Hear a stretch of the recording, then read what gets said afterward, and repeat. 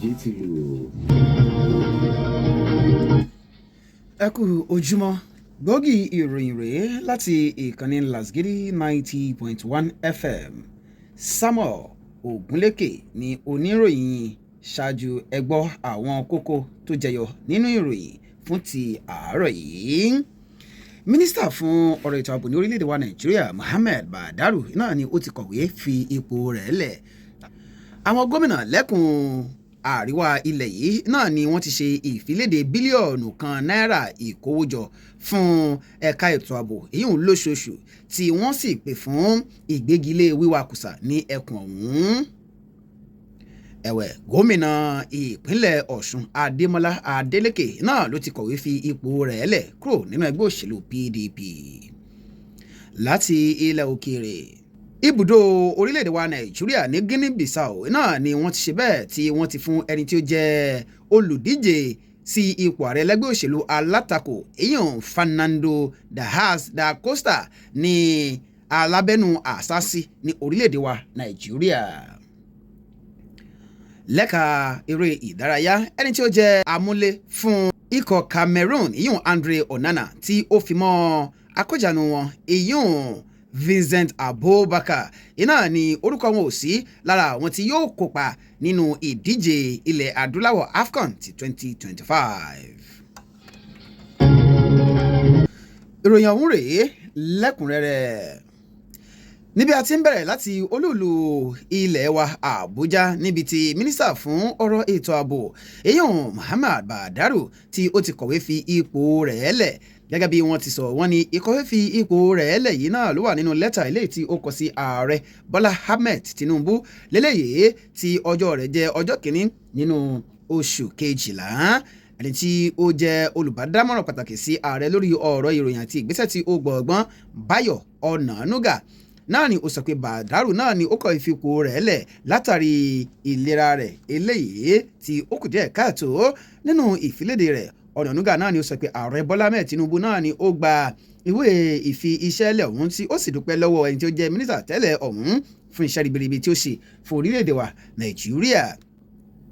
Ní báyìí àwọn gómìnà lẹ́kùn àríwá náà ni wọ́n ti ṣe bẹ́ẹ̀ tí wọ́n ti kéde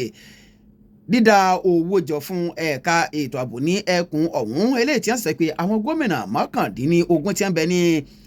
ẹkùn ọ̀hún tí ó fi mọ́ àwọn ìjọba ìbílẹ̀ náà ni wọn yóò máa ṣe bẹ́ẹ̀ dá bílíọ̀nù kan náírà lóṣooṣù. Gẹ́gẹ́ bí wọ́n ti sọ, wọ́n ní ìgbìmọ̀ ẹgbẹ́ àwọn gómìnà lẹ́kùn ọ̀hún náà ni wọ́n sọ pé owó ọ̀hún náà ni wọn yóò ṣe bẹ́ẹ̀ tí wọ́n máa yọ ní bí wọ́n bá ti ń gba owó wọ ìpínlẹ̀ oníkálukú látàrí ọ̀rọ̀ ìgbésùmọ̀mí òun àwọn báńdíìtì àti ìjínigbé eléyìí tí ó burú jáì ní ẹkùn náà. Ní báyìí ẹni tí ó ti gbà kan jẹ́ olórí iléeṣẹ́ ológun èyún ní orílẹ̀-èdè wa Nàìjíríà General Lucky Irabor náà ni ó ti ìpè fún dídá ọlọ́pàá ìpínlẹ̀ lẹ́yìn láti lè mú kí ètò ààbò kí ó dúró re ní orílẹ̀-èdè wa Nàìjíríà. Ó sọ ọ̀rọ̀ wọn lásìkò ìgbà tí àwọn oníròyìn fi ọ̀rọ̀ wá lẹ́nu wò. Irabor náà ni ó sọ yìí pé dídá ọlọ́pàá ìpínlẹ̀ rẹ̀ náà ni ó wà ní ìbámu pẹ̀lú ìbójúmu ní àjọ àgbáyé ṣùgbọ́n tí ó jẹ́ pé wọ́n gbọ́dọ̀ ya owó tí ó ṣe bẹ́ẹ̀ tí ó tówó sọ́tọ̀ fún wọn. Bákan náà ló tún gbé òṣùbà káre fún kíkéde ìṣèjọba ìlú òfararọlẹ́ka ètò ààbò eléyìí tí ààrẹ Bọ́lá Ahmed Tinubu tí ó kéde rẹ̀ ṣùgbọ́n tí ó sọ yìí pé wọ́n nílò láti ṣe bẹ́ẹ̀ láti gbé ìgbésẹ̀ tí ó gbọ̀ngbọ́n. Ní báyìí ẹni tí ó jẹ́ olùbádámọ̀ràn pàtàkì lórí ọ̀rọ̀ ètò ààbò sí orílẹ̀-èdè wa Nàìjíríà Nuhu Ribadu náà ni ó sọ pé àwọn ọmọ àti àwọn olùkọ́ eléyìí tí wọ́n jí gbé ní iléèwé girama eléyìí tí ó jẹ́ St Mary Private Catholic Primary and Secondary School eléyìí tí ó wà ní Papiri ní ìjọba ìbílẹ̀ Agwara ní ìpínlẹ̀ Niger iná ni wọ́n wà ní ààyè tó dáa tí wọn kò sì ní pẹ́ padà sí ọ̀dọ̀ àwọn ẹbí wọn. Gẹ́gẹ́ bí wọ́n ti ṣe àkọọ́lẹ̀ rẹ̀ bí ẹ bá gbàgbé wípé àwọn ajínigbé náà ni wọ́n ṣe àkọlù sí iléèwé ọ̀hún ní ọjọ́ 21 nínú oṣù kọkànlá tí wọ́n sì jí àwọn ọmọ ilé tí ó tó 315 yíyún 315 lélẹ̀ tí ó jẹ́ pé lára àwọn náà ni a ti rí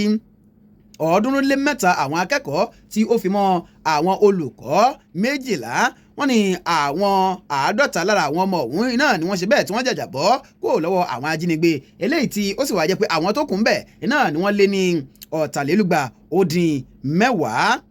ní báyìí ẹja lọ sí ìpínlẹ̀ Ọ̀ṣun ká lọ sí ẹ̀ka ètò òṣèlú níbi tí gómìnà Ademola Adeleke tí ó ti kọ̀wé fi ipò rẹ̀ lẹ̀ kúrò nínú ẹgbẹ́ òṣèlú PDP ẹni tí ó jẹ́ olórí ẹ̀ka ìròyìn Ọláwálé Rashidi náà ni ó sọ pé gómìnà náà ni ó kéde ìfi ipò rẹ̀ lẹ̀ nínú lẹ́tà eléyìí tí ó ti kọ eléyìí tí déètì rẹ̀ jẹ́ ọjọ́ 4 nínú oṣù kọkànlá eléyìí tí ó ṣe bẹ́ẹ̀ tí ó kọ sí alága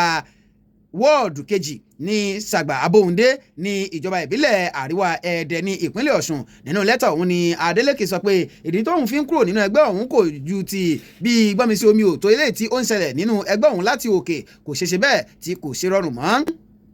ní báyìí ẹ jẹ́ ká lọ sí ilẹ̀ òkèèrè níbi tí olú iléeṣẹ́ orílẹ̀-èdè wa Nàìjíríà ní Guinea Bissau tí wọ́n sọ pé àwọn ti di alábẹ́nu àṣàṣì fún ẹni tí ó jẹ́ olùdíje nínú ẹgbẹ́ òṣèlú alátakò nínú ìdíje sí ipò ààrẹ eléyìí tí ó wáyé ní orílẹ̀-èdè ọ̀hún èyí ò Fernando Diaz da Costa gẹ́gẹ́ bí wọ́n ti sọ wọ́n ní ìṣẹ̀lẹ̀ ọ̀hún náà ni ó wáyé níbi ó ti jẹ́ pé ọ̀rọ̀ gbọ́nmisí-omi òtó náà ni ó wáyé lẹ́yìn ìgbà tí àwọn ológun gba ìjọba ní ọjọ́ àlárúbà eléyìí tí ó kọjá eléyìí tí ó sì jẹ́ wípé ó jẹ́ kí gbogbo nǹkan kí ó dojúrú. wọ́n ní Diaz da Costa náà ni ó ṣe bẹ́ẹ̀ tí ó lọ kíba iléeṣẹ́ eléyìí tí ó jẹ́ ti orílẹ̀-èdè wa Nàìjíríà ní orílẹ̀-èdè ọ̀hún pé kí wọ́n ṣe bẹ́ẹ̀ kí wọ́n gba òun nítorí pé ẹ̀mí òun kò dé ní àtàrí ìdìtẹ̀gbàjọba ọ̀hún bí ó tilẹ̀ jẹ́ pé àwọn tí wọ́n ṣe bẹ́ẹ̀ tí wọ́n gba ìjọba ọ̀hún lọ́nà òdì iná ni wọ́n ṣe bẹ́ẹ̀ tí wọ́n ṣí àwọn ẹnu bodè gbogbo ṣùgbọ́n ọ̀rọ̀ ètò ààbò iná ni kò tí ì ṣe bẹ́ẹ̀ ṣẹnu rẹ̀ eléyìí tí yóò sì jẹ́ pé àjọ ilẹ̀ adúláwọ̀ ìyún ECOWAS náà ni àwọn náà ń sọ wípé àwọn yóò ṣe bẹ́ẹ̀ àwọn yóò gbé ìgbésẹ̀ lórí ọ̀rọ̀ ọ̀hún. ní báyìí ẹ jẹ́ ká lọ sí ẹ̀ka eré ìdárayá níbi tí Andre Onana tí orúkọ rẹ̀ tí ó ti di àwátì nínú ikọ̀ orílẹ̀-èdè Cameroon lára àwọn tí wọ́n ṣe bẹ́ẹ̀ tí wọ́n ó kópa nínú ìdíje ife ẹ̀yẹ ilẹ̀ adúláwọ̀ ìyún African Cup of Nations AFCON lélẹ́yìí tí ó sì jẹ́ wípé eléyìí náà ni ó wáyé níbi gbọ́nmisí omi òtó bí ó ti ń tẹ̀síwájú níbi wọ́n ti fi ọwọ́ òsì júwe lé fún ẹni tí ó jẹ́ akọ́nimọ̀ọ́gbá wọn Mark Bryce eléyìí tí wọ́n fi ẹ̀sùn kàn wípé ó ń ṣe àṣemáṣe. wọ́n ní Bryce náà ni wọ́n sọ wípé ẹni tí ó jẹ́ igbákejì rẹ̀ David Pago náà ni yóò máa ṣe bẹ́ẹ̀ tí yóò máa darí ikọ̀ ọ̀hún lọ sínú ìdíje AFCON ní Morocco. bákan náà ni wọ́n tún sọ pé Vincent Abubakar iná lòun náà kò ní ṣe bẹ́ẹ̀ tí kò ní kópa nítorí pé orúkọ rẹ̀ iná ni kò ṣe bẹ́ẹ̀ tí kò jáde. ọpẹ́ pàtàkì lọ́wọ́ Ismail Ogunlana tí ó ṣe àkójọpọ̀ ìròyìn ọ̀hún. Samuel Ogunleke iná ni orúkọ mi. ẹ má yí kó ń bẹ̀ àwọn ikọ̀ eléré ìdárayá wa náà ni wọ́n yóò gòrí àgbàgbé Lasgiri 90.1 FM.